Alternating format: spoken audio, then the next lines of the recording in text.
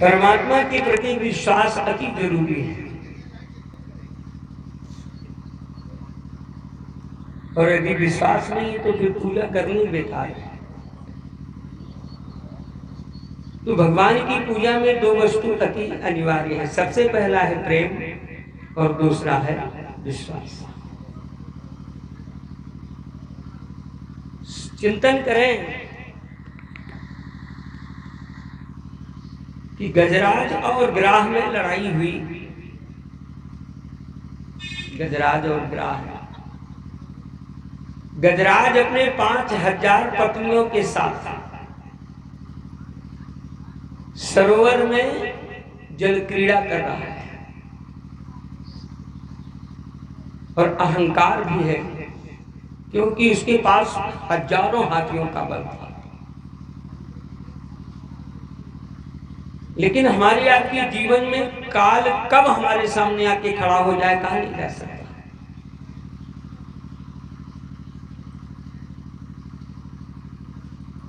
खेल में मस्त था कि पीछे से ग्राह आकर के और गजराज का चरण पकड़ लिया। हाथी में भी घमंड था, क्या करेगा मेरा, कभी खींच करके बाहर ले जावे, कभी ग्राह खींच के अंदर ले जाए। हजारों वर्ष तक लड़ाई चलती रही। धीरे धीरे करके बेटी बेटा पत्नी नाती पंती छंती सब साथ छोड़ दिया, कमजोर होने लगा। और अंत में ग्राह हाथी को पकड़ करके जब दबाया नीचे की तरफ, जब वो समझ लिया कि संसार में मेरा कोई भी अब मदद करने वाला नहीं है, तब उसने दोनों अस्त्र एक साथ प्रयोग किया। गजराज का संपूर्ण बदन जमीन में जल में डूब चुका था। वही सूंड थोड़ा सा कभी ऊपर आवे कभी नीचे जाए।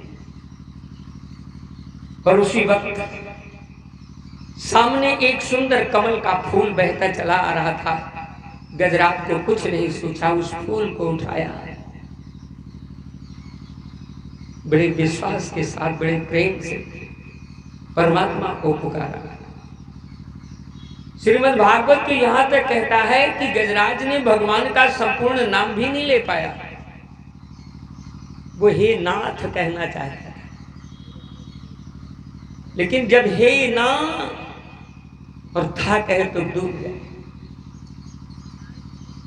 लेकिन केवल वो दो शब्द विश्वास भरे थे, मेरे ठाकुर मेरे कृष्ण उस समय भोजन करने के लिए बैठे। और जैसे ही पहला निवाला मुख के पास ले गए, वो दो शब्द पहुंच गए, हे ना। और सोचे इतनी जल्दबाजी थी कि उस निवाले को कन्हैया ने मुख में नहीं डाला। और जिस अवस्था में थे, न पैरों में पदत्राण थे, न बदन पर दुपट्टा था, भागे। और जाने के बाद बड़ा विचित्र काम किया। पुकारा था गजराज ने तो मुक्ति गजराज को मिलनी चाहिए। लेकिन ठाकुर ने गजराज की मुक्ति नहीं बल्कि ग्राह की मुक्ति दे दिया। अपने चक्र से ग्राह के गर्दन को काट दिया।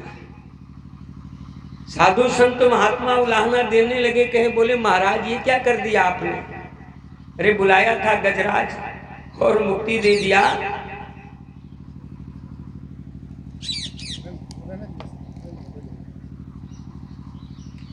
आपने ग्राह को। तो भगवान का भी सुंदर तर्क है। परमात्मा ने कहा देखो भाई,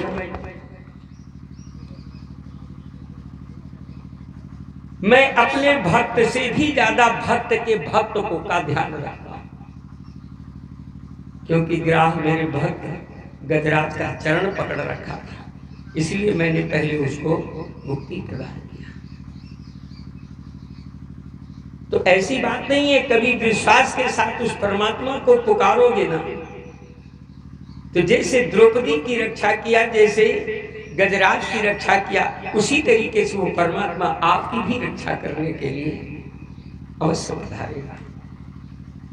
तो आइए बड़े प्रेम के साथ हम सभी एक छोटा सा भजन गाते हैं और बड़े सुंदर ताली बजा करके आप सभी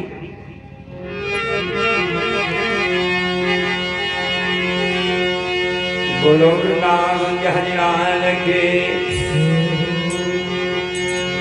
पार करेंगे नैया,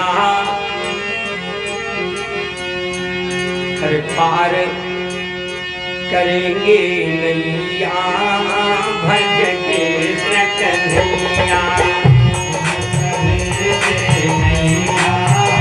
भज कृष्ण कन्हैया, पार करेंगे नैया, भज कृष्ण कन्हैया, पार करेंगे नैया, भज कृष्ण कन्हैया, पार करेंगे नैया, भज कृष्ण कन्हैया। कृष्ण कन्हैया बलदाऊ जी के भैया, कृष्ण कन्हैया बलदाऊ जी के भैया, कृष्ण कन्हैया बलदाऊ जी के भैया, कृष्ण कन्हैया बलदाऊ जी के भैया, पार करेंगे नैया, भज कृष्ण कन्हैया, पार करेंगे नैया, भज कृष्ण कन्हैया।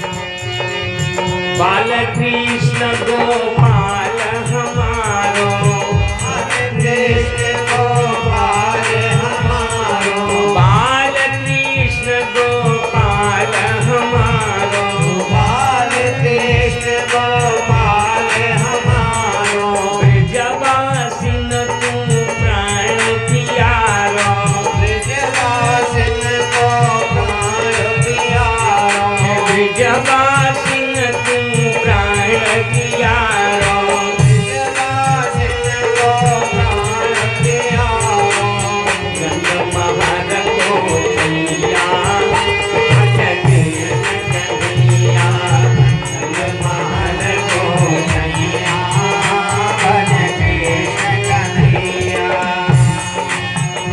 कन्हैया, भज कृष्ण कन्हैया।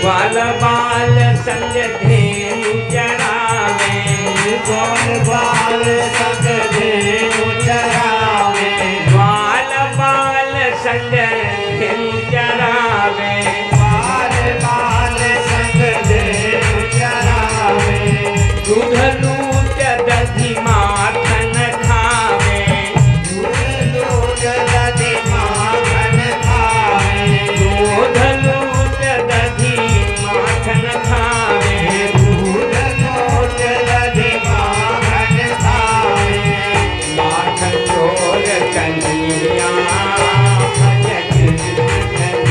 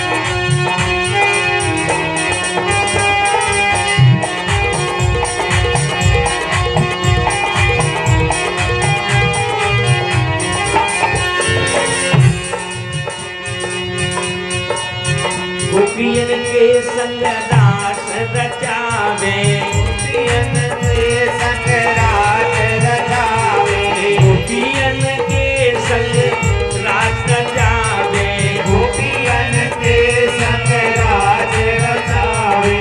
कामदेव यन मार भगायो, कामदेव यन मार भगायो, कामदेव यन मार भगायो, कामदेव यन मार भगायो।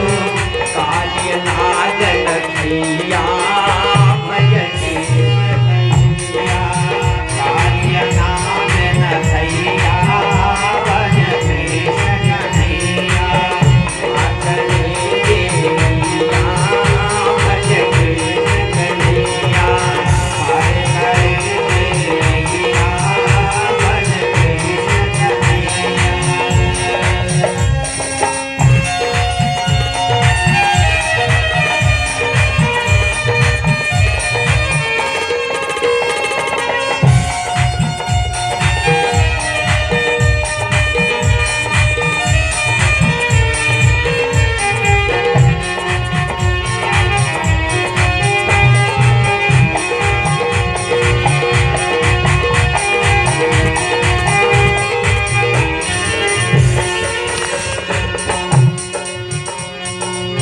भक्त सुदामा चावल लायो, भक्त सुदामा चावल लायो, भक्त सुदामा चावल लायो, भक्त सुदामा चावल लायो। प्रेम सहित हरि भोग लगायो, प्रेम सहित हरि भोग लगायो, प्रेम सहित हरि भोग लगायो। प्रेम सहित हरि भोग लगायो। कहिके भैया भैया, कहिके भैया भैया, एगो दूध कन्हैया। भैया भैया, भज कृष्ण कन्हैया। कहिके भैया भैया, भज कृष्ण कन्हैया।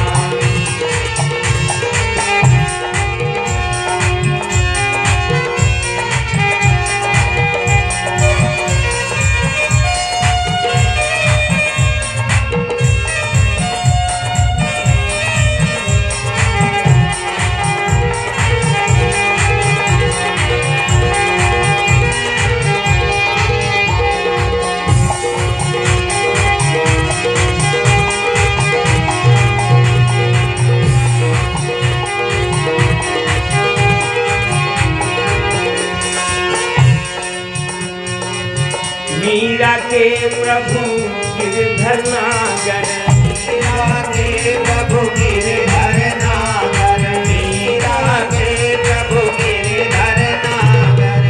शिव श्याम के गिरधर नागर, सूर श्याम के नटवर नागर, फूल श्याम के नटवर नागर, सूर श्याम के नटवर नागर। फूल श्याम के नटवर नागर।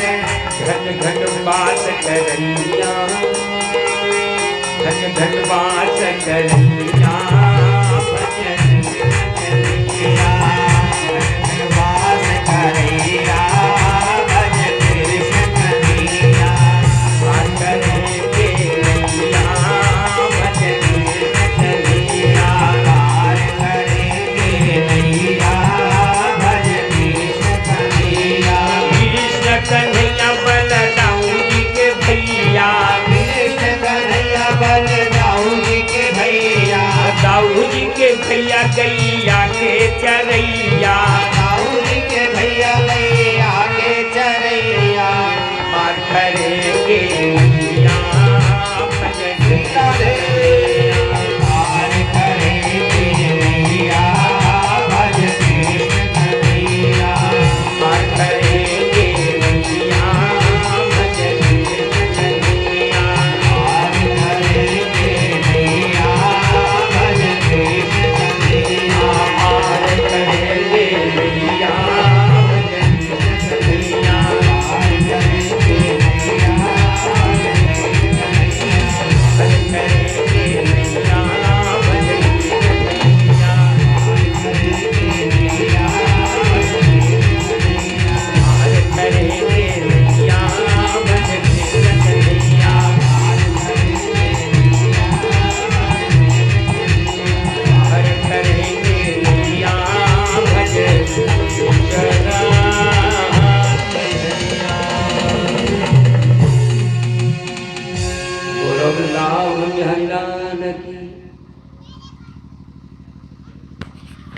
अनंत कोट ब्रह्मांड नायक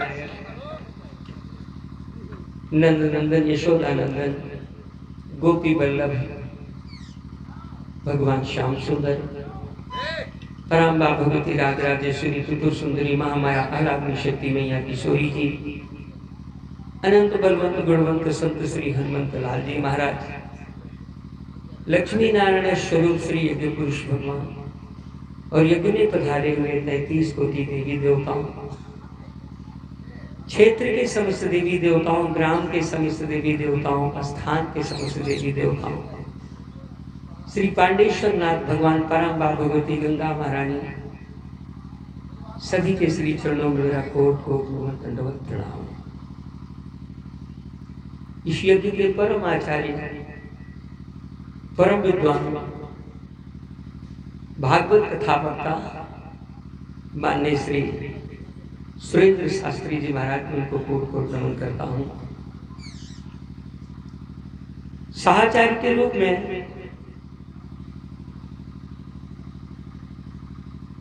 श्री प्रेम प्रकाश शास्त्री जी महाराज, मैं उनको भी बहुत को नमन करता हूं, जिनके जन्म जन्मांतर के कल्प कल्पांतर के युग युगांतर के सृजित पुण्य आज हम लोगों के बीच में श्रीमद् भागवत के रूप में परिलक्षित हो रहा है। ऐसे हमारे यजमान माननीय श्री महारानी देवी के सर्वनी और श्रीमती आशा देवी के सर्वनी, मैं आप जजमानों को बहुत बहुत आशीर्वाद देता हूँ। हमारे इस परिवार के सबसे बड़े पुत्र माननीय श्री श्याम जी के सर्वानी और पुत्र वधू श्रीमती नीतू के सर्वानी को बहुत बहुत आशीर्वाद देता हूँ। हमारे मझली भैया माननीय श्री शिव जी के सर्वानी और पुत्र वधू श्रीमती अंजलि के सर्वानी, उनको मेरा बहुत बहुत आशीर्वाद। और सबसे छोटे भैया माननीय श्री आशीष केसरवानी और पुत्र वधू श्रीमती अंजलि यानी ज्योति केसरवानी, मैं उनको भी बहुत बहुत आशीर्वाद दे रहा हूँ। इस परिवार के सबसे बड़े नाती हमारे भैया श्री देव जी, दूसरे नंबर पर वीर जी और सबसे छोटे अभी जी को भी मेरा बहुत बहुत आशीर्वाद है। आयुष भैया को भी मेरा बहुत बहुत आशीर्वाद है और दो नातिन भी हैं छोटी छोटी, ऐश्वी और अविका, उनको मेरा बहुत बहुत आशीर्वाद है। साथ में सहयोगी परिवार के जन श्री कमलेश जी, विजय, अजय, अरुण जी, विनोद, रमेश चंद्र, अनुज, पंकज, प्रीतम, गोलू एवं समस्त केसरवानी परिवार। हमारे सेठ जी की बेटियां भी हैं, मैंने आज तक कभी उनको संबोधित नहीं किया, लेकिन बेचारी खूब सेवा करती है, मेहनत करती है। तो सबसे बड़ी बेटी है अंजना देवी और दामाद जी हैं संजय केसरवानी। छोटी हैं प्रियंका और दामाद जी हैं निखिल केसरवानी जी। वैशाली एवं विकास केसरवानी, बेटा और बहू का नाम तो मैं ले ही चुका हूँ, इसलिए मैं समस्त केसरवानी परिवार को बहुत बहुत आशीर्वाद दे रहा हूँ। आप सभी सुधी जन जो बराबर बैठ करके भगवान की कथा का श्रवण करते हैं, मैं इस मंच से आप सभी को बहुत बहुत प्रणाम करता हूँ। आज हमारे बीच में शायद हमारे केसरवानी परिवार के पुरोहित जी भी पधारे हुए हैं, इस मंच से मैं आपको भी बहुत बहुत प्रणाम करता हूँ। सीता सती मदालसा अनुसुईया के परचूनों को अनुप्राणित करने वाली हमारी बेटियां भी बैठी हैं, बहनें भी बैठी हैं, माताएं भी बैठी हैं। इस मंच से मैं पराशक्ति को बार बार नमस्कार प्रणाम करता हूँ। नन्हे मुन्ने बच्चे भी हैं, मैं उनको बहुत बहुत आशीर्वाद दे रहा हूँ। और हमारे साथ जो आर्गन से हमारी संगति करते हैं हमारे मास्टर साहब, आप शास्त्रीय संगीत के पुरोधा हैं, विद्यालय में संगीत पढ़ाते भी हैं। हमारे राकेश भैया जी, मैं आपको बहुत बहुत धन्यवाद देता हूँ हमारी संगति करने के लिए। आकाशवाणी और दूरदर्शन के कलाकार जो ढोलक से हमारी संगति करते हैं हमारे भैया रोहित जी, उनको भी मेरा बहुत बहुत धन्यवाद है। और आकाशवाणी में अपना एक अनुपम छठा बिखेरने वाले जो पैड से हमारी सहायता करते हैं हमारे राहुल भैया, उनको मेरा बहुत बहुत धन्यवाद है। और ध्वनि विस्तारक यंत्र के माध्यम से इस कथा का प्रचार प्रसार करने वाले महेंद्र डीजे कंपनी और उनके जो संचालक बैठे हुए हैं, मेरा बहुत बहुत आशीर्वाद है। तो आइए हम सभी बड़े प्रेम के साथ भगवान की कथा की ओर चलने का प्रयास करते हैं।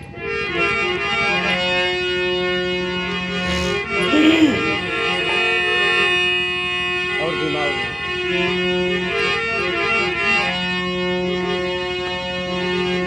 सच्चिदानंद रूपाय विष्णोत्पत्त्या देहेतुहि तापत्रय विनाशाय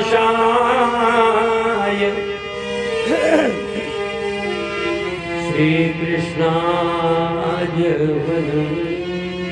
नमः।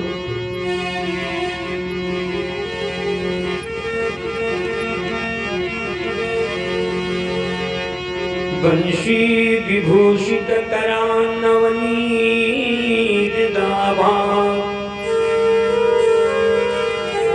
पीतांबरा तरुण बिंब फला धरोष्ठान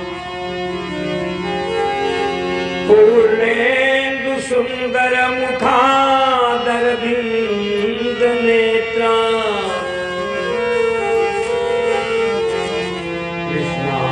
परम किमपि तत्व अहम न जाने। बोलो वृंदावन बिहारी लाल की। बीच में कथा कल मैंने थोड़ा सा छोड़ करके और भगवान के जन्म की कथा सुना दिया था, क्योंकि चतुर्थे जन्मा है, ये भागवत का पुराण है, प्रमाण है चतुर्थे जन्मा। कल मैंने आप लोगों से चर्चा किया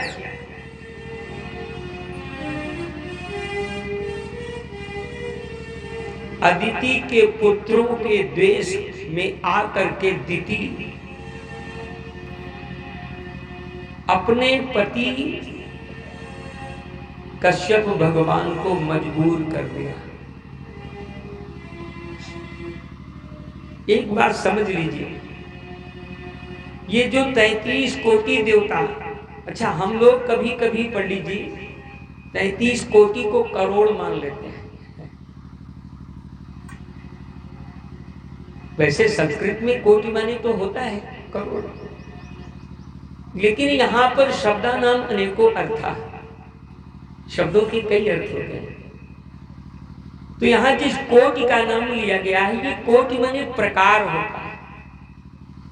हमारे हिंदू सनातन धर्म में 33 प्रकार के देवता हैं। 33 करोड़ देवता नहीं होते, प्रकार।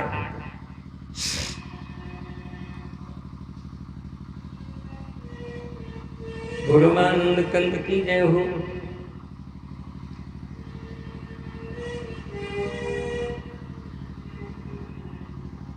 तो दिति अपने पति 33 कोटि देवताओं में सबसे प्रबल देवता कौन होता है जानते हो? सबसे शक्तिशाली देवता,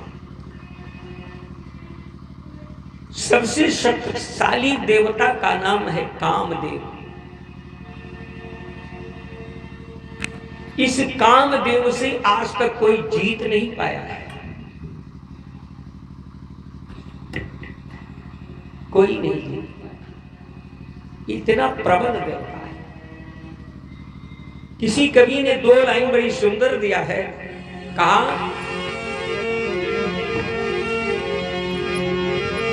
कि हुई के त्रिलोकपति कुबजा से चूक गए, भगवान कृष्ण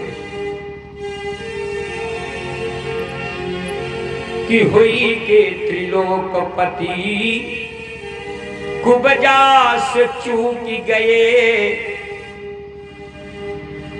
बोलो वृंदावन बिहारी लाल की। कहाँ हुई के त्रिलोकपति वृंदास चूक गए। वृंदा तुलसी, भगवान स्वयं विष्णु इतने त्रैलोकपति हैं, फिर भी वृंदा के सामने झुक गए। बोलो आनंद कंद। जालंधर की पत्नी है वृंदा। हुई के त्रिलोकपति वृंदास चूक गए। अब ब्रिज के बिहारी चूके कुबजासी नारी से। तो मेनका के नृत्य देखी विश्वामित्र चूक गए। अपाराशर चूक गए धीवर कुमारी से। और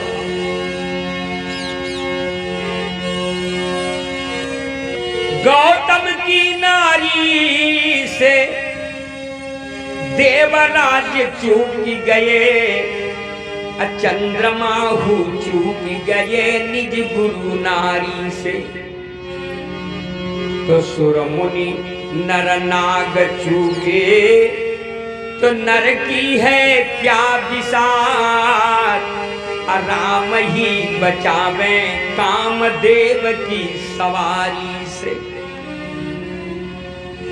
चिंतन करो, ये काम एक ऐसा है जो एक न एक बार सबको अपनी ताकत दिखा देता है। काम ज्वार के ही नहीं बलकावा कहा गया। भगवान कश्यप अपनी पत्नी दिति के अनुरोध पर समझाने के बाद भी नहीं मानी और प्रदोष काल में उसने गर्भ धारण कर लिया। बोलो आनंद कंद। प्रबल राक्षस पैदा हुए हिरण्याक्ष और हिरण्याकश्यप। भगवान ने हिरण्याक्ष का वध कर दिया क्योंकि वो धरती को ही चुरा लिया था। और हिरण्याकश्यप ने जब सुना कि मेरे भाई का वध कर दिया विष्णु ने, तो वो भगवान विष्णु से ही दुश्मनी ठान लिया। अपने संपूर्ण राज्य में पूजा पाठ बंद करवा दिया। चंदन वंदन सब खत्म। कोई आदमी हवन नहीं कर सकता था। भगवान का नाम की जगह हिरण्याकश्यप जपवाता था।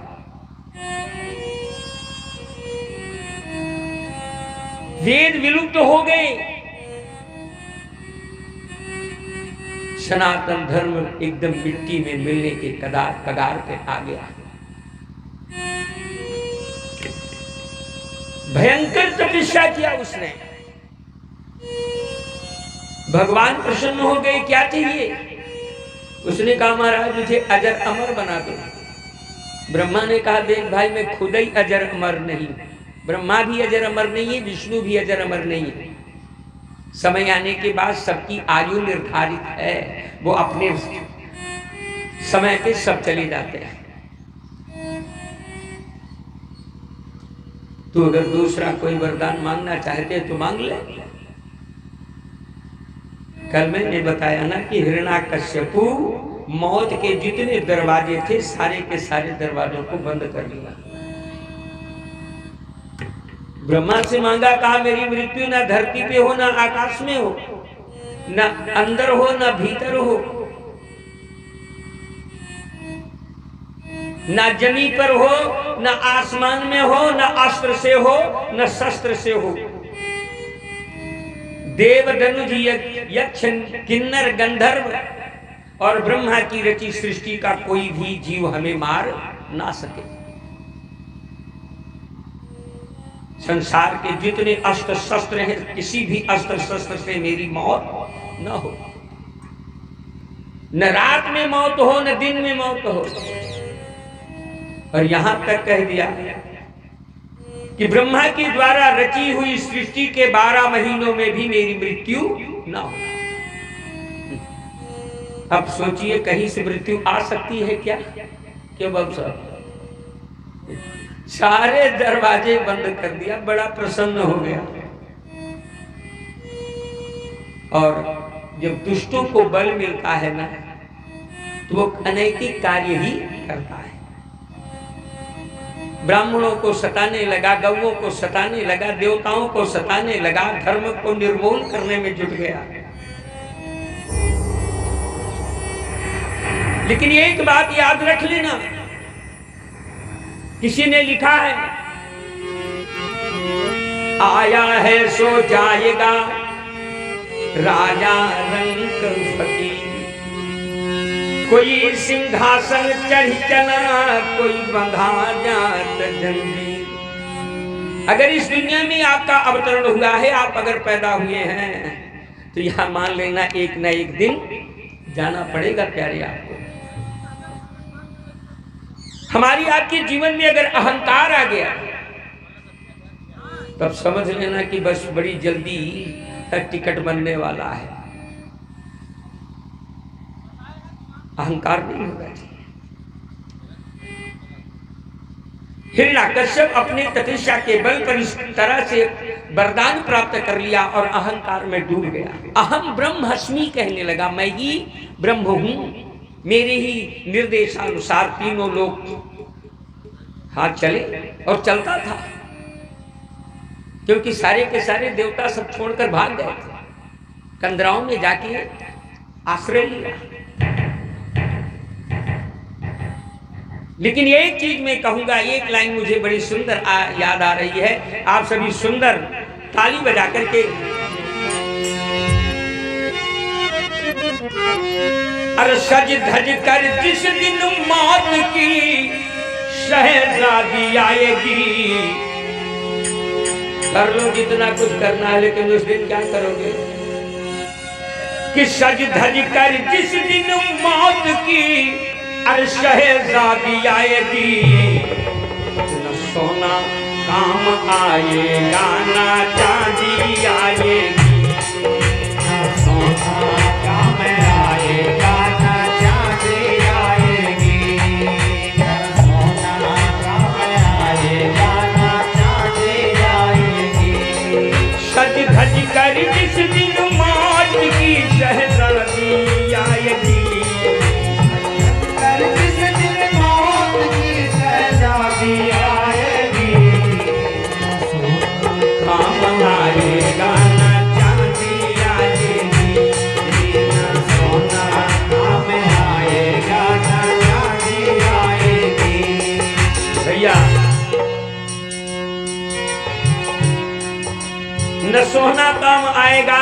और एक बात याद रख लेना, ये जो शरीर मिली है ना, ये गिफ्ट नहीं है। कर्मों के प्रताप से पाया है मानव तन, कर्मों के प्रताप से पाया है मानव तन, कर्मों के प्रताप से पाया है मानव तन, कर्मों के प्रताप से पाया है मानव तन। जो पाप में डूबा हुआ है प्राणी तेरा मन, पाप में डूबा हुआ है प्राणी तेरा मन, निकल इससे वरना ये पाप की नैया,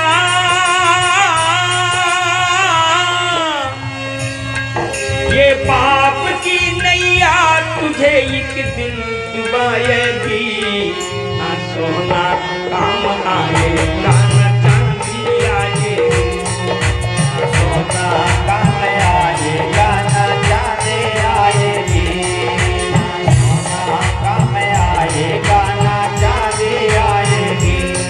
सज धज कर जिस दिन मौत की शहजादी आएगी, ना सोना काम आएगा ना चांदी आएगी, सोना काम आएगा ना चांदी आएगी, काम आएगा ना चांदी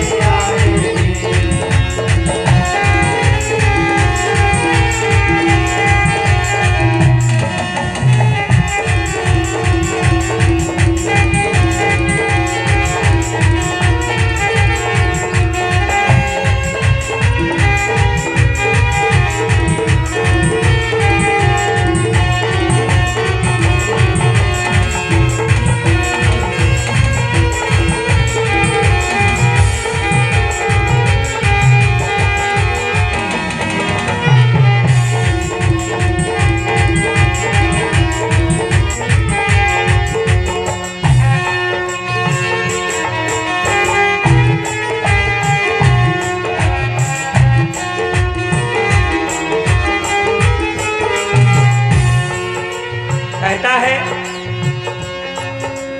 माटी का तू, माटी का कितने बड़े अरमान हैं तेरे, माटी का तू कितने बड़े अरमान हैं तेरे, माटी का तू कितने बड़े अरमान हैं तेरे। सोने का हाँ छोटा सा कितने बड़े अरमान हैं तेरे, छोटा तो कितने बड़े अरमान हैं तेरे। माटी का तू सोने के सामान है तेरे, माटी का तू सोने के सामान हैं तेरे।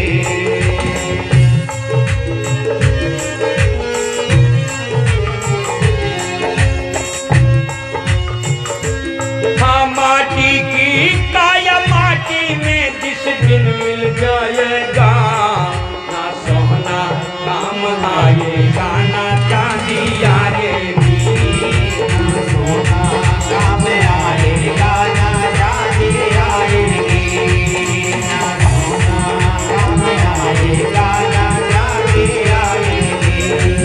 सज धज कर जिस दिन मौत की शहजादी आएगी, सज धज कर जिस दिन मौत की शहजादी आएगी, ना सोना काम आएगा ना चांदी आएगी, ना सोना काम आएगा ना चांदी आएगी, ना सोना काम आएगा ना चांदी आएगी।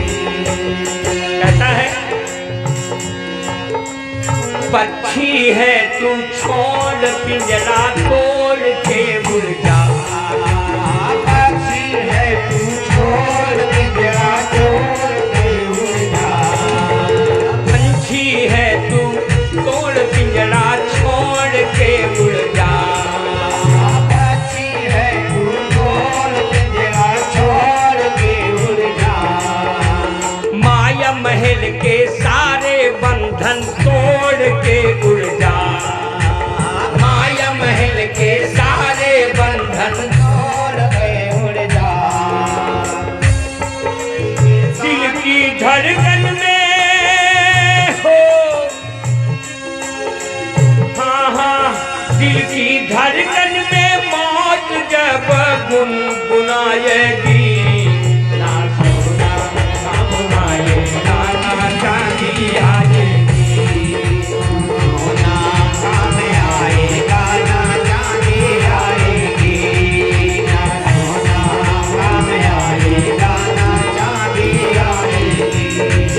सज धज कर जिस दम मौत की शहजादी आएगी, सोना काम आएगा ना चांदी आएगी, ना सोना काम आएगा ना चांदी आएगी, ना सोना काम आएगा ना चांदी आएगी, ना सोना काम आएगा ना चांदी आएगी। बोलो वृंदावन हरिलाल की जय हो। ये जिस बल पे, जिस धन पे, जिस पद पे आप अहंकार कर रहे हो ना बेटियों, ये कुछ भी काम आने वाला नहीं है। इसलिए अहंकार से परे रहने का प्रयास करो। कवि ने लिखा है कि गए हारी चंद दधी दिलीप, गए प्रेथ बेनु सो जात न जाना, कौरव पांडव द्रोण गए, जे की पाराथ से महाभारत थाना, अब बाली सो वीर गयो छन में, कि जे करे कखरी 10 शीश समाना, तो धरा का प्रमाण इहै तुलसी, जे फरा उ झरा और जे बरा उ बुताना। बोलो आनंद कंद की।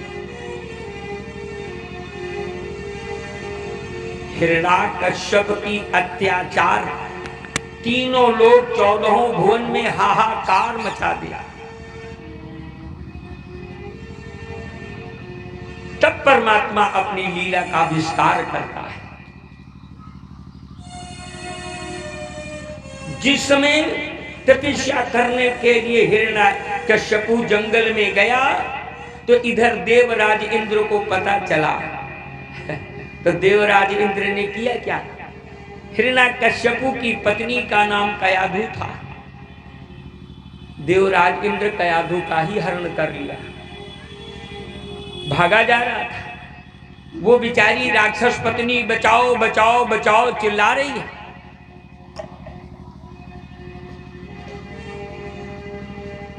और उसी समय देवर्षि नारद जी का आगमन हुआ। रास्ते में देखा, दौड़ करके गए, हिरण्याकश्यपु की पत्नी कयाधु की रक्षा किया और देवराजेंद्र को खूब खरी खोटी सुनाई। कयाधु को लेकर के देवर्षि नारद जी अपने आश्रम में चले गए और आश्रम में ले जाकर के मेरी बेटियों बढ़िया सुंदर सत्संग कराना चालू कर दिया। और संयोग देखिए कि उस समय कयाधु गर्भ से थी। बोलो आनंद कंद की। अब यहां मैं अपनी बेटियों को शिक्षा देना चाहूंगा कि यदि आप ये चाहती हैं कि आपके का बेटा राम बने, आपका बेटा कृष्ण बने, आपका बेटा हनुमान बने, आपका बेटा ध्रुव बने, प्रहलाद बने, तो माताएं इस पर विशेष ध्यान दें। यदि गर्भ में बच्चा है तो उस समय डीजे वाला गीत सुनना बंद कर दो। काम कृषाणु बढ़ाने वाले दृश्यों को देखना बंद कर दीजिए। जितना ज्यादा से ज्यादा हो सके धर्म के कार्य में लिप्त हो जाओ। टीवी में भी अगर आपको देखना है तो बढ़िया सुंदर सुंदर कथा प्रवचन की का कार्यक्रम सुनो। जो धार्मिक कार्यक्रम आते हैं उन पर ज्यादा विशेष ध्यान दो। गीता का पाठ करो, रामायण का पाठ करो, पुराणों का पाठ करो, साधु संतों की संगति करो। वरना तो आजकल का जमाना देखो, 5-6 महीने का बच्चा भी डीजे के सामने जाता है तो ठुमकने लगता है। बोलो आनंद कंद। क्यों? क्योंकि वो जब से गर्भ में आया तब से वही देख रहा है। 2-3 महीने, 4 महीने, 5 महीने का बच्चा भी मोबाइल को देख लेता है तो उसकी तरफ उसका आकर्षण विशेष ही बढ़ जाता है। आजकल के 1.5 साल 2-2 साल के लड़के देखो तो पूरा का पूरा मोबाइल सिस्टम जानते हैं। क्यों? क्योंकि आप उसको सारा दिन देख रही थी ना। तो माँ जिस जिस कृत्य को करती है, एक बात बताओ, किसी डॉक्टर से पूछ लीजिए, वेद तो हमारा बताता है, लेकिन डॉक्टर भी बताते हैं कि माता जो भी क्रिया करती है वो सारे के सारे क्रिया को बच्चा देखता भी है और सुनता भी है और समझता भी है। देवर्षि नारद ने क्या गजब का सिस्टम चलाया। कयाधु के पेट में बच्चा था और देवर्षि नारद अपने आश्रम में बैठा करके रोज सुबह शाम बढ़िया सत्संग करते थे। सत्संग ही हमारी आपके जीवन का दर्पण है मेरी बेटियों। जिसके जीवन में सत्संग नहीं है उसका जीवन ही व्यर्थ है। बोलो आनंद कंद। जहां भी हो सके सत्संग का मतलब ये नहीं कि कोनो साधु महात्मा मिले तभी बैठ के संग करो ना। आपकी आत्मा से बड़ा साधु कोई इस दुनिया में है नहीं मेरी बेटियों। कभी एकांत में बैठ करके अपनी आत्मा से बात करो। जब आत्मा से बात करोगे तो आत्मा कभी अधर्म की बात नहीं करता, आत्मा सदैव धर्म की बात करता है। मन से बात करोगी तो मन सदैव अधर्म का ही बात करेगा, लेकिन मन की संगति नहीं, आत्मा की संगति। सत्संगत का मतलब होता है सत का संग। सत माने ईश्वर, ईश्वर का संग करो। पूज्य गोस्वामी जी ने भी सुंदर बात बताई। क्या? अरे कहा कि बिन सत्संग विवेक न होई, बिन सत्संग विवेक न होई, बिन सत्संग विवेक न होई, हे बिन सत्संग विवेक न होई, सत्संग विवेक न होई, सत्संग विवेक न होई, आहा राम कृपा बिन सुलभ न सोई, राम कृपा बिन सुलभ न सोई, हे राम कृपा बिन सुलभ न सोई। भगवान जब कृपा करते हैं तो सत्संग मिलता है, और जब सत्संग मिलता है तो जीवन जीने की कला प्राप्त होती है। कयाधु को बैठा करके सत्संग कराया। अपनी तपस्या को पूर्ण करने के बाद जब हिरण्याकश्यपु लौट कर आया, बड़े ध्यान से सुनना, और देवर्षि नारद को पता चला कि अब तो लौट आया है, तुरंत उसकी पत्नी को लेकर गए और उसी अवधि में कयाधु के गर्भ में जो बच्चा था वो पैदा भी हो गया था। देवर्षि नारद ने उसका नामकरण भी कर दिया था और उसका नाम था प्रहलाद। बोलो वृंदावन बिहारी लाल की। प्रहलाद, प्रहलाद उस समय 5 वर्ष का था। देवर्षि नारद ले गए, पत्नी को समर्पित किया। महाराज, याद की पत्नी सकुशल सुरक्षित मेरे पास थी, और आपका ये पुत्र जिसका मैंने नाम प्रहलाद रखा है, ये भी मैं आपको समर्पित करता हूं। ध्यान देना मेरी बेटी, सबसे छोटा पुत्र था प्रहलाद। हिरण्याकश्यप को बड़ा प्यारा था। वैसे 4 बेटे थे प्रहलाद के, हिरण्याकश्यप के, लेकिन प्रहलाद सबसे छोटा था तो बड़ा प्यार करता था। जब तक प्रहलाद को अपनी जंघा पर बिठा के भोजन नहीं करा देता था तब तक खुद भोजन नहीं करता। हिरण्याकश्यप के गुरु थे शुक्राचार्य जी, और शुक्राचार्य के 2 पुत्र थे, षंड और अमर्क। एक दिन हिरण्याकश्यप ने षंडामर्क को बुलाया, बोले कहा देखो आपके पिता हमारे गुरु हैं और आपको मेरे पुत्र का गुरु बनना है। आप इनको अपने विद्यालय में ले जाओ और राक्षसी नीति से इनको आप शिक्षा दीजिए। अब षंडामर्क के स्कूल में जाने लगे, लेकिन समस्या तो इस बात की थी ना कि प्रहलाद के ऊपर सत्संग का इतना गजब का असर पड़ा था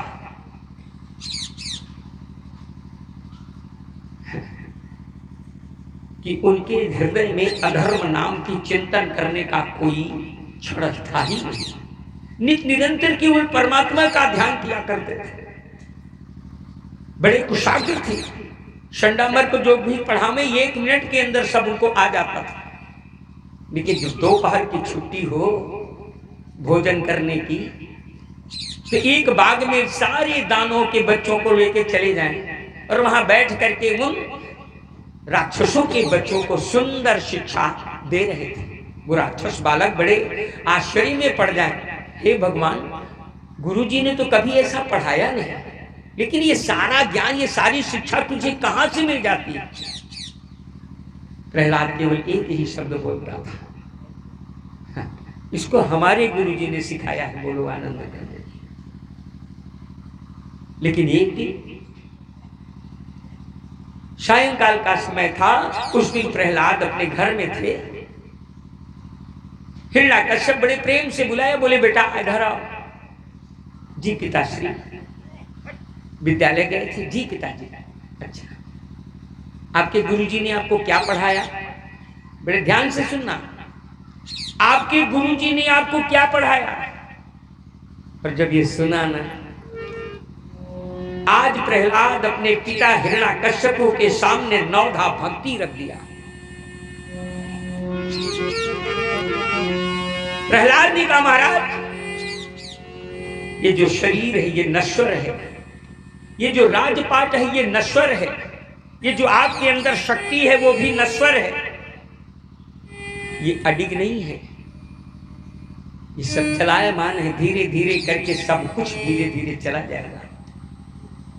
इसलिए अपने मन के अंदर से अहंकार का त्याग करो। इस दुनिया में कोई छोटा और बड़ा नहीं होता मेरे प्यारे, छोटा और बड़ा हमारी सोच होती है। बोलो आनंद कंद की जय।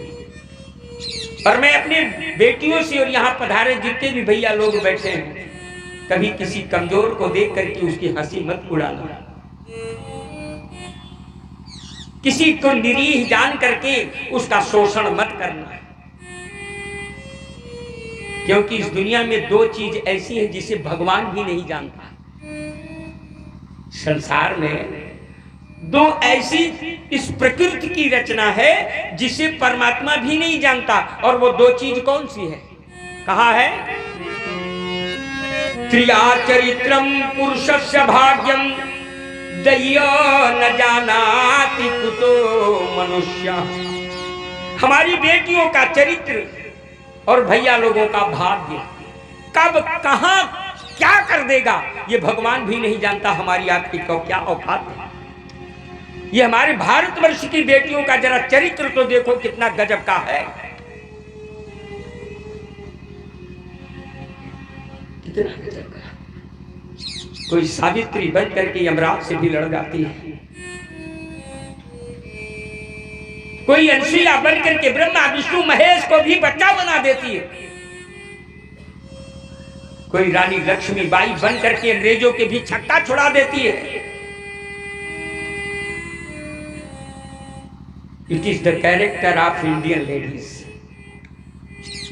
ये हमारे भारत की माताओं का चरित्र है। और पुरुष का भाग बाबू साहब, कभी सड़क के किनारे जलते हुए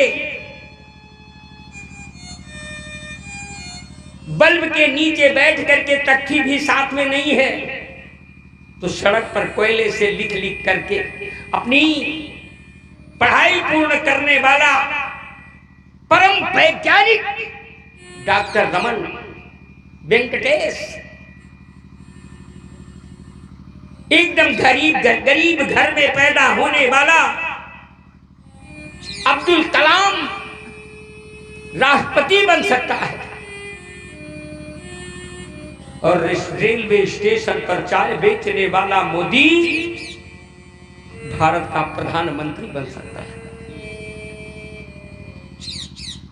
तो एक माताओं का चरित्र और दूसरा इंसान का भाग्य कब कहां किसको कहां तक ले जाएगा। इसलिए एक बात याद रखना, मुझे एक लाइन बड़ी सुंदर याद आ रही है। एक चौराहा था, उसी चौराहे पर अभी अभी एक डोली उतरी, और थोड़े ही क्षण में उधर से एक अर्थी भी आई, और उसी डोली के बगल में वो अर्थी भी रखती है। जब चिंतन करो, डोली में बैठने वाली दुल्हन आज अहंकार में भरी है, क्योंकि आज वो 16 श्रृंगार किया है। आज उसका सम्मान सबसे ऊंचा है। जिस ससुराल में वो जा रही, उस ससुराल में उसके एक एक पैर फूलों की पंखुड़ियों में पड़ने वाले हैं। लेकिन अपनी बगल में पड़ी हुई एक लाश को जब देखा तो वो क्रोध में आ गया। जरा एक लाइन देखो, कितना गजब का संदेश दिया। एक डोली उठी, एक अरथी उठी, कि एक डोली उठी, एक अरथी उठी, आमने सामने दोनों टकरा गई। एक डोली उठी, एक अरथी उठी, आमने सामने दोनों टकरा गई।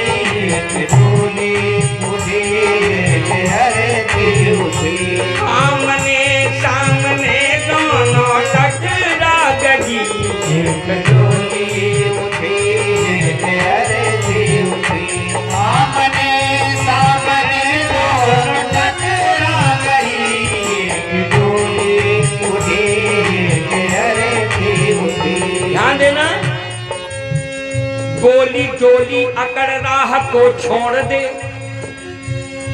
बीच में नीच कैसे तू आ गई। गाली देने लगी, इतना ज्यादा घमंड में थी। बोली डोली अकड़ राह को छोड़ दे, बीच में नीच कैसे तू आ गई।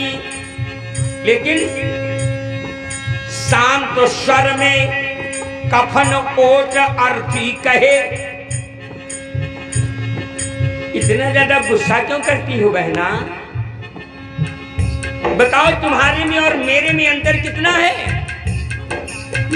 क्या गजब का बात बताई। कहती है कजरा तुमको लगा,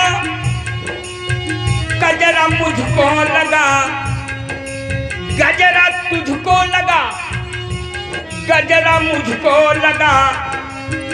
चार तेरे भी आगे चले जा रहे, चार मेरे भी पीछे चले जा रहे। तेरे आगे भी बाजे बजे जा रहे, मेरे पीछे भी बाजे बजे जा रहे। लेकिन अगर फर्क देखना है तो ये देख, क्या फर्क तेरे और मेरे में बस ये सखी। फर्क तेरे और मेरे में बस ये सखी। फर्क तेरे और मेरे में बस ये सखी। तेरे और मेरे में केवल एक फर्क है बड़ा। इस लाइन को बड़े ध्यान से सुनना। बोली फर्क तेरे और मेरे में बस ये सखी। तू निभाने चली मैं निभा के चली। फर्क तेरे और मेरे में बस ये सखी। तू निभाने चली मैं निभा के चली। फर्क तेरे और मेरे में बस ये सखी। तू निभाने चली मैं निभा के चली। फर्क तेरे और मेरे में बस ये सखी। बोलो वृंदावन की हरिलाल की। सोच लो, इतना ज्यादा अहंकार है। प्रहलाद ने कहा पिताश्री, ये जो कुछ भी आज आप अपने सामने देख रहे हैं ना, ये सब के सब नश्वर हैं। अगर आप चाहते हैं कि आपका जीवन मरने के बाद भी संवर जाए, तो ये सारा अहंकार भूल करके उस परमात्मा के श्री चरणों में पहुंच जाओ। और परमात्मा की श्री चरणों के में पहुंचने के लिए 9 सीढ़ियां हैं। कौन कौन? श्रवणम कीर्तिनम विष्णु, स्मरणम पापनाशनम। श्रवणम कीर्तिनम विष्णु। आज हमारे शादी साल गिरा है। अरे वाह, क्या नाम है आपका? सुभाष चंद्र आशा देवी। सुभाष चंद्र के सर खाते। वाह वाह वाह। आज हमारे सेठ जी के लिए भाई आप लोग जोरदार तालियां बजाएंगे। आज हमारे सेठ जी का विवाह की मैरिज यूनिवर्सरी है। जोरदार तालियां हमारे भैया के लिए, सुभाष भैया के लिए और उनकी धर्म पत्नी के लिए। बोलो वृंदावन बिहारी लाल। मेरी बेटियों, आपकी दृष्टि हमारी ओर हो।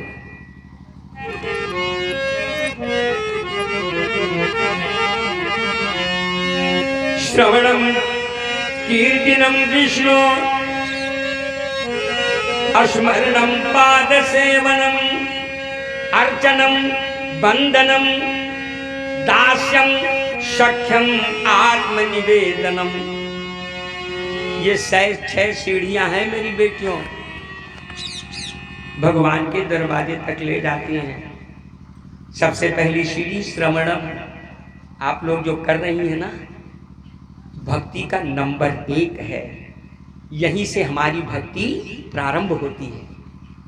सबसे पहला श्रवणम, यानी परमात्मा के गुणानुवाद का श्रवण करना।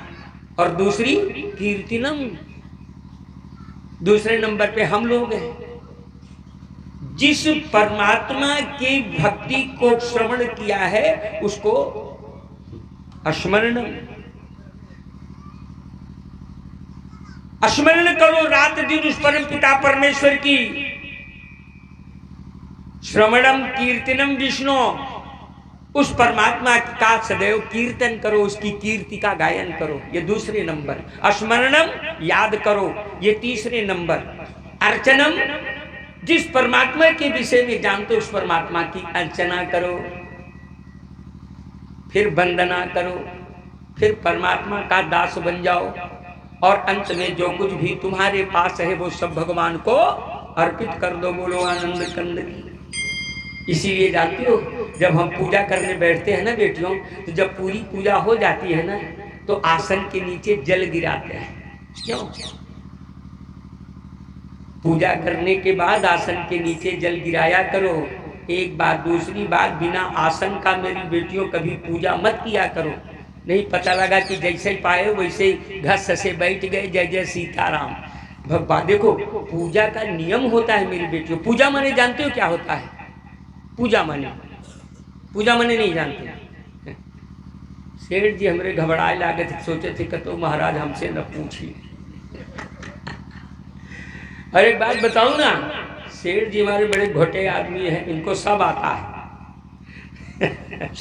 बहुत दिन से संगति करते हैं, अच्छे खासे संगति वाले हैं, आप सभी जानते होंगे उनको। अच्छे संगति वाले हैं, संगति इन्होंने किया है संतों को। पूजा में दो शब्द हैं मेरी बेटियों, ये अक्षर नहीं है, ये शब्द है।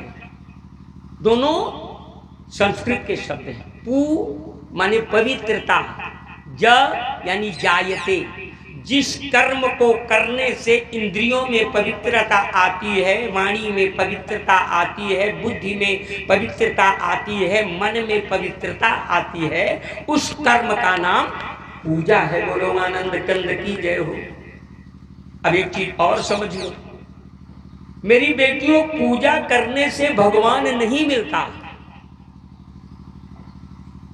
अब हमारे ऊपर जी शायद मेरे ऊपर नाराज भी हों, लेकिन क्षमा करिएगा, अपना छोटा समझ के कोई भी धृष्टता हो जाए।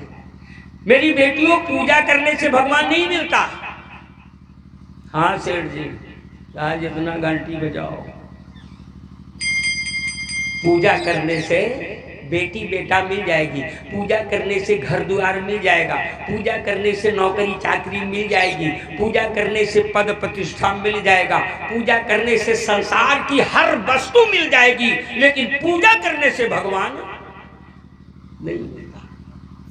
तब आप कहोगी कि फिर महाराज भगवान क्या करने से मिलता है? तो मेरी बेटियों, भगवान धर्म करने से मिलता है। क्या करने से? धर्म करने से।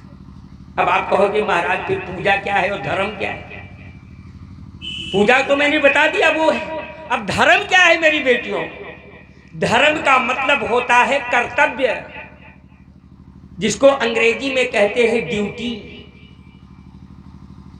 आपने अगर अपने जीवन के कर्तव्य का निर्वाह नहीं किया है, तो चाहे 14 दाई घंटी बजाओ, भगवान मिलने वाला।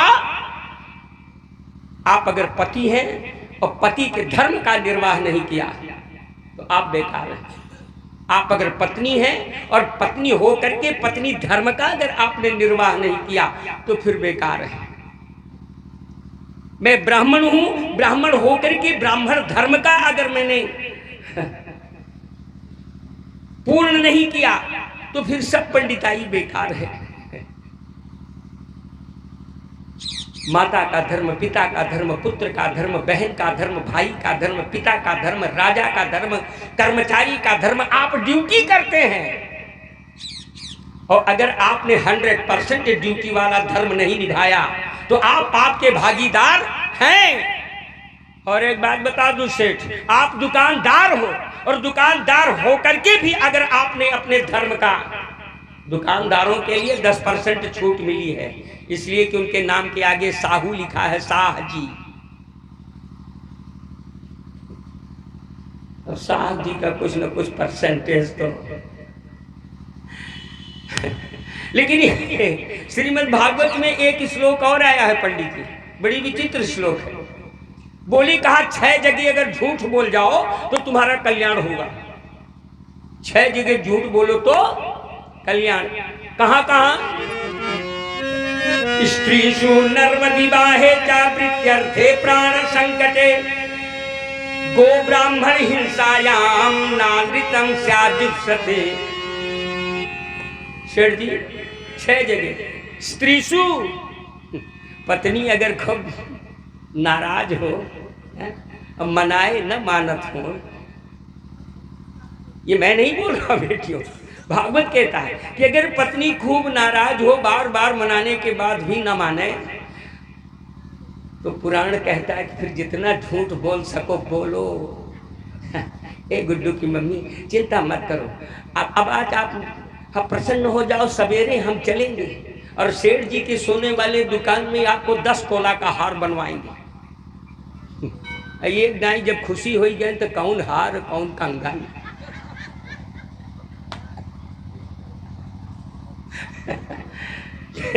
तो पति स्त्रीषु यानी पत्नी को प्रसन्न करने के लिए खूब झूठ बोलो। नर्म विवाहे च, बेटी के शादी में भी अगर लड़का वाला कहे कि नहीं भैया हम 50 लाख लेंगे, बिल्कुल देंगे, और 50 लाख की गाड़ी भी और देंगे। यानी जितना लड़का वाला कहे उससे कम से कम 1 हाथ आगे रहो। और उसके बाद हो गोवा बियाह मोर करबे का।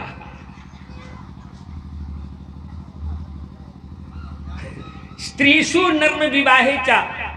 अब सेठ जी आपके मन की बात कर रहा हूं। वृत्त्यर्थे, कमाई करने के लिए भी झूठ बोलो ना। 100 रुपया का हाट पाट अगर 500 में बेच दिया तो भी कोई पाप नहीं लगेगा। बोलो आनंद करने की, है ना। कहने का तात्पर्य यह है, स्त्रीषु नर्म विवाहे चा वृत्त्यर्थे प्राण संकटे। अगर प्राण संकट में फंसा हो फिर झूठ बोल दो, कोई पाप नहीं लगेगा। गो ब्राह्मण हिंसाया, गौ की का मर्डर हो रहा हो, हिंसा हो रही हो, आप झूठ बोल करके उस गाय का प्राण बचा लो, कोई पाप नहीं लगेगा। किसी ब्राह्मण की हत्या हो रही हो, आपके झूठ बोलने से अगर उसकी हत्या टल जाए तो बोलो। चिंतन करें। तो मेरी बेटियों, धर्म का निर्वाह जब तक नहीं करोगे तब तक वो परमात्मा मिलने वाला। प्रत्येक व्यक्ति के बाप हो तो बाप का धर्म निर्वाह करो। अपने पुत्र की जिंदगी बनाने का ही सबसे बड़ा धर्म बाप का होता है। उचित शिक्षा दीक्षा देना, उचित भोजन देना, उचित कपड़ा देना, उचित रहने का की व्यवस्था करना, ये पिता का धर्म होता है। और पुत्र का धर्म होता है कि चाहे जो भी हो अपने पिता के किसी भी आदेशों का खंडन ना करे। यही तो सारे धर्म है। मेरी बेटियों, आपका पति ही आपका भगवान है। हमारे शास्त्र में स्त्रियों को बहुत ज्यादा पूजा पाठ करने का अधिकार नहीं दिया गया है। मेरी बेटियों, शास्त्र के अनुसार माताओं को बहुत ज्यादा पूजा पाठ करने का अधिकार नहीं है ना। लेकिन आज इस कलयुग में जितना माताएं पूजा कर रही उतना भैया लोग कर ही नहीं रहे। अब आप चिंतन करो कि अगर कथा में ये माताएं नहीं आती तो बस इतने जने भैया लोग रहते।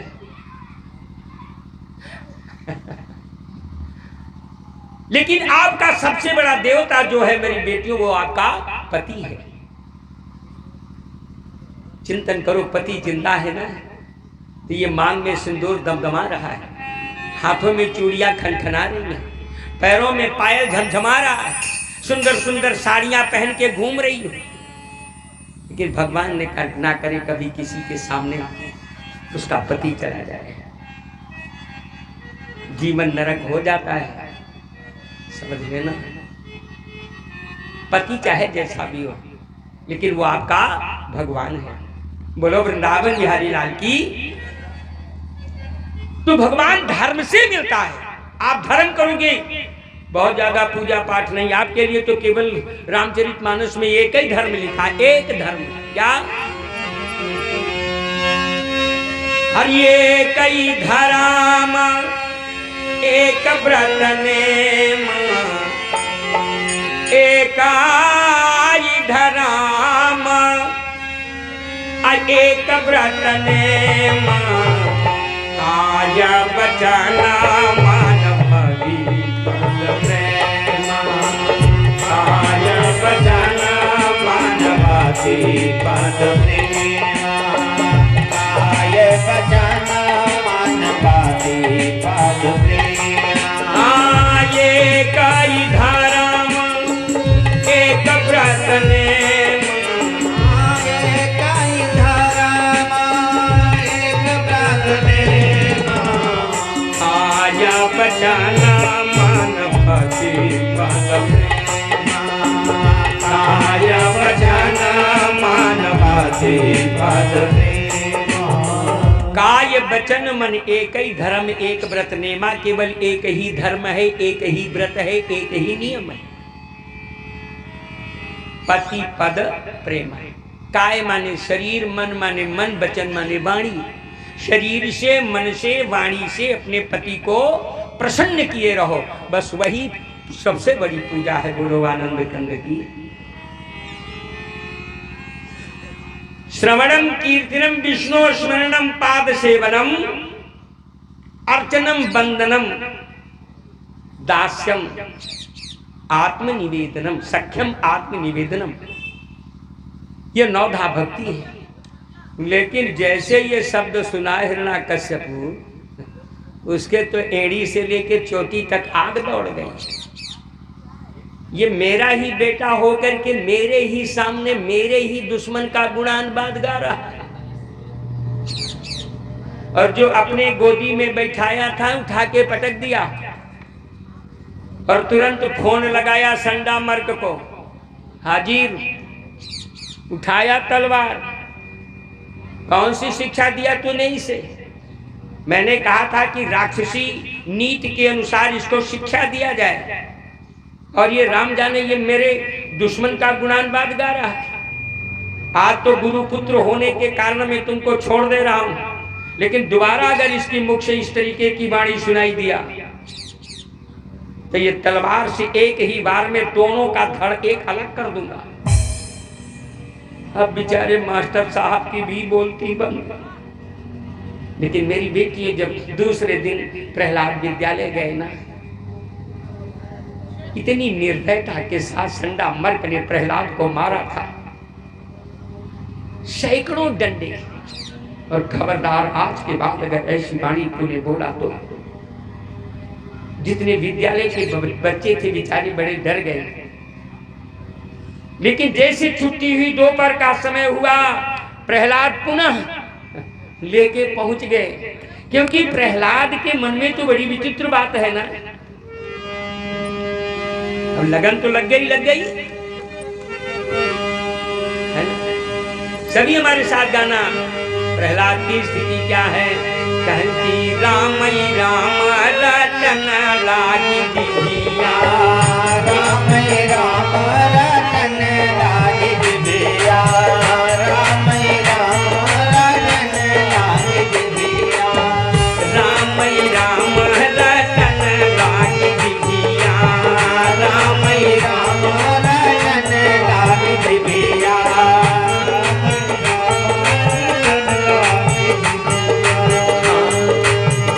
आखी कहे हम दर्शन करबे आखी कहे हम दर्शन करबे आखी कहे हम दर्शन करबे आखी कहे हम दर्शन करबे जीभ कहे हम सुनबा पुराण रटन लागी दिया राम रटन लागी दिया राम राम रटन लागी दिया राम रटन लागी दिया गोड़ कहे हम तीरथ करबे डोल कहे हम तीरथ करबे गोड़ कहे हम तीरथ करबे गोड़ कहे हम तीरथ करबे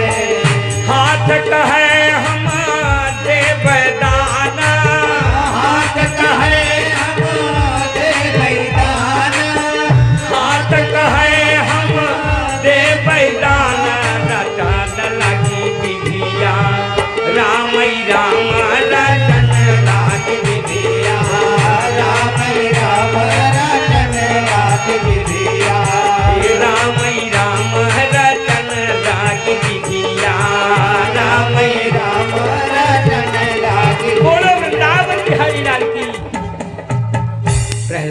तो एक एक इंद्रियों में परमात्मा का वास है। 3-4 दिन के बाद फिर से हिरण्यकश्यप ने बुलाया प्रहलाद को। बोले बेटा क्या पढ़ाया आपके गुरुजी ने? तो प्रहलाद तो वही बात बोलेगा ना भाई, कैसेट में अगर आपने जो कुछ भी भर दिया है तो जितनी बार कैसेट चलाओगे वही बोलेगा। प्रहलाद ने अपने पिता को समझाया, बोले पिताश्री जिस शरीर पर आपको इतना बड़ा गर्व है वो शरीर भी परमात्मा ने दिया है। जो तीनों लोग 14 भुवन में आपका राज सत्ता चल रहा है वो भी परमात्मा की दी हुई है। जिस गद्दी पर बैठ करके आप संचालन करते वो गद्दी भी परमात्मा की दी हुई है। और जिस तलवार को लेकर के आप सारे संसार को डराते वो तलवार भी परमात्मा की दी हुई है। जो वाणी आप बोलते हैं वो भगवान की दी हुई है। जिस नेत्र से आप संसार को देखते वो नेत्र भी भगवान का दिया हुआ है।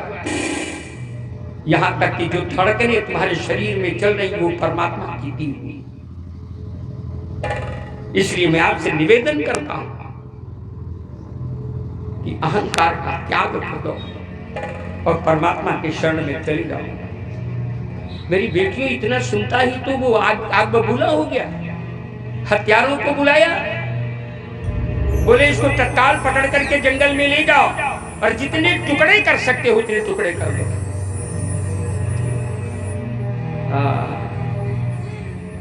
जल्लाद ले गए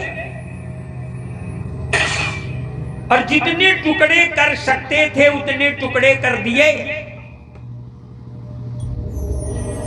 लेकिन जल्लाद भी लौट नहीं पाए थे कि देखे दरवाजे पर प्रहलाद खड़े हैं। बोलो आनंद कंद की जय। चिंतन करो। अरे कहा कि हुई है सोई जो नाम रति राखा, सोई जो राम रति राखा, सोई जो राम रति राखा, हुई है सोई जो नाम रति राखा, सोई जो राम रति राखा, सोई जो राम रति राखा, हाँ को कर करक बना वही साखा, को कर करक बना वही साखा, ये को कर करक बना वही साखा। हाँ मेरी बेटियों, हानि लाभ जीवन मरण जस अपजस विधि हाथ। किसी को जिंदा कर देना, किसी को मार देना, किसी का नुकसान कर देना, किसी का फायदा कर देना, किसी को जस देना, किसी को अपजस देना, ये ब्रह्मा के हाथ में, ये परमात्मा अपने हाथ में लेके बैठा है। और तेरे मारने से कोई आदमी मर नहीं सकता। बोलो आनंद कंद। जल्लाद देख करके प्रहलाद को तो हक्का बक्का रह गया। अरे बाप रे, इसको तो हम काट करके आ रहे, ये यहाँ खड़ा है। बोले महाराज इसको मैं बहुत काटा लेकिन आदेश दे दिया खौलते हुए तेल में ले जाके इसको फेंक दो। तेल खौल रहा था, ले जाकर के प्रहलाद को डाल दिया। लेकिन ये क्या, वो खौलता हुआ तेल एकदम बिल्कुल बर्फ के समान शीतल हो गया। अरे हिरण्यकश्यप ने कहा इसे पकड़ करके ऊंचे पहाड़ पर ले जाओ और वहां से इसको नीचे जमीन में फेंको। जल्लाद लोग ले गए बड़ी ऊंची पहाड़ी पर और वहां से जब फेंका तो एक चट्टान से दूसरी, दूसरी से तीसरी, तीसरी से चौथी धड़ाधड़ गिर रहे हैं। लेकिन धन्य है मेरे परमात्मा, मेरे प्रहलाद जहां जहां गिर रहे थे ना वहां वहां फूलों के ढेर लगे हैं। क्रोध में आया ले जा